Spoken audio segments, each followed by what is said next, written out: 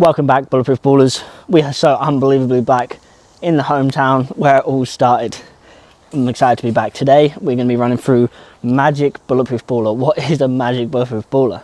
Well, we know Bulletproof Ballers is our brand. Bulletproof Baller is kind of the aim. It's an unattainable goal of being completely bulletproof to all kinds of injuries, being athletic as possible, being able to do what you want.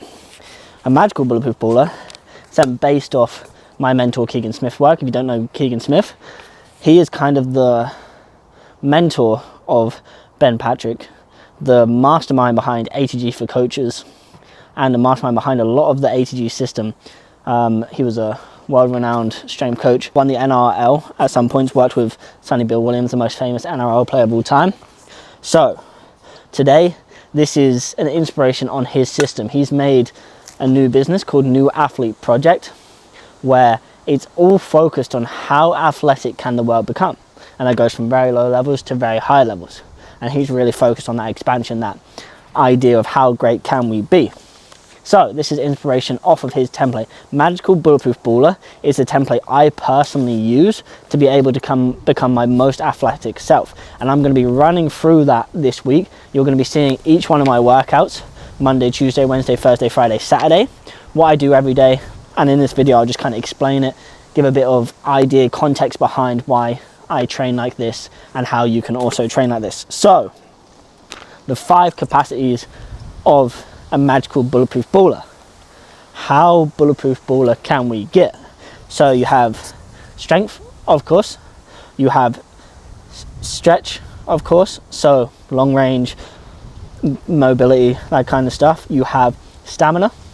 Can I last the full 90 minutes? You have speed. How fast am I in the game? And you also have skill. So that's 5 capacities there that is the foundation of New Athlete, right? So we're going to take this and how do we apply that to actual football? Okay, and what does my training look like to become the best I can possibly be at football?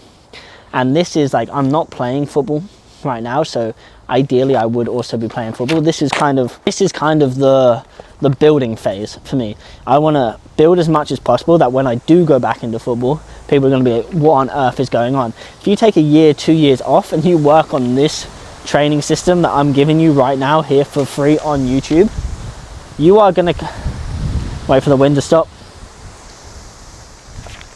You are going to come back unrecognizable, be so much better than everyone else at football, right? So you have stuff to do daily. For me, that is sled, and then it's some mobility work, and I'll show you what that looks like as well. And then football skill as well, 20-30 minutes. If you're not on the ball every single day, like really, football is a game of skill and it needs to get there. And that's free play, that's juggling, that's all different kinds of stuff, but just getting better actually on the ball. So that's the daily stuff. So sled, mobility, and some football skill stuff. Then we have Monday is a squat focus day, which I'll be recording straight after this video. Tuesday is a bench or dip focus. Wednesday is a 360 core. So the core isn't just the abs, the core is everything on this side, QLs, side, rotation, and it's the lower back, it's the back as well, right? So 360 core. Thursday is then chins. Friday is then a hinge focus. And then finally, Saturday is overhead press focus. So 6 days worth of training with daily stuff on top as well. Then, obviously, if you're playing, if you're in season, if you're playing football 5-a-side, 11-a-side, whatever it is, you have to work with the volume as well. You can't be training 6 days a week, probably, if your goal is to be as best as you can on the Sunday right now for football, right? So I've actually had 3 or 4 weeks off training, and this is going to be me getting back into it. So I am going to show you regressions. I'm going to show you the level that I'm working at right now. I'm going to show you levels where I want to be in the future.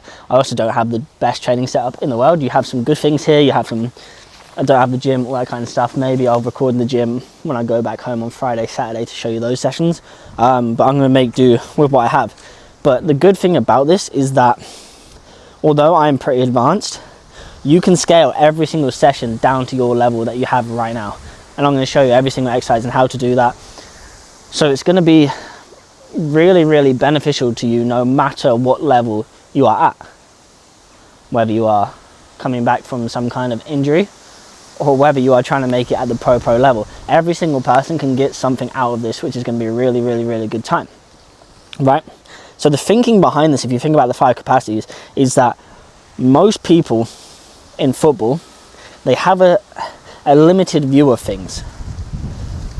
I don't really see many people that are doing all 5 of these capacities.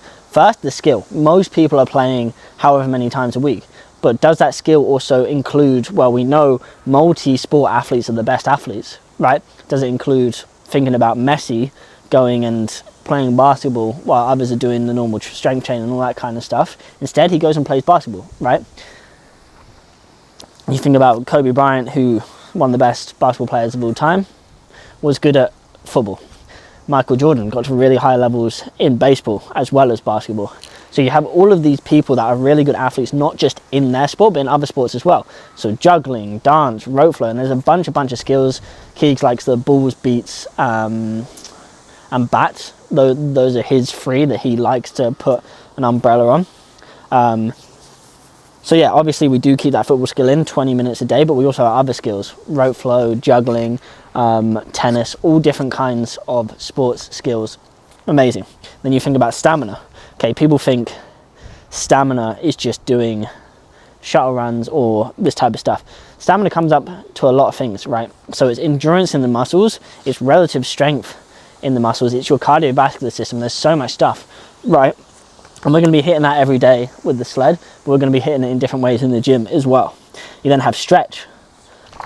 Football is played in high knee angles all of the time. So most of our, and it's also forward, sideways and fast. Most of our knee injuries are in deceleration. It's in the knees, most of the injuries, in the ankles as well. But like from here down, it is most of the injuries. Majority being the knee, right? So how many people have got down into an ATG split squat rather than just training their hips over and over and stay in this short range of motion? Can we train the long range of the motion? Strength. So you have all different ways of looking at strength. Again, we look at it in terms of joint dominance, mobility, and elasticity as well. You have speed, which is then going to help with like talking about the elasticity and stuff, but speed comes up at different things. If you think about the acceleration phase, it's going to be more ground contact time, so stuff like the sled is going to help a lot more. But then you have the top sprint speed and stuff like that, which is going to be more shorter ground contact time, so you need more elasticity and stuff like that. So that's everything, right? That's the 5 capacities, and these are always missing. We're really only focused on how fast can we get, the hip power when it comes to strength training, and then we're focused on how good can we get at football itself. There's so much that's missing, and I'm going to go through my entire week of training to show you how I am training at the moment. Casper, stop eating grass.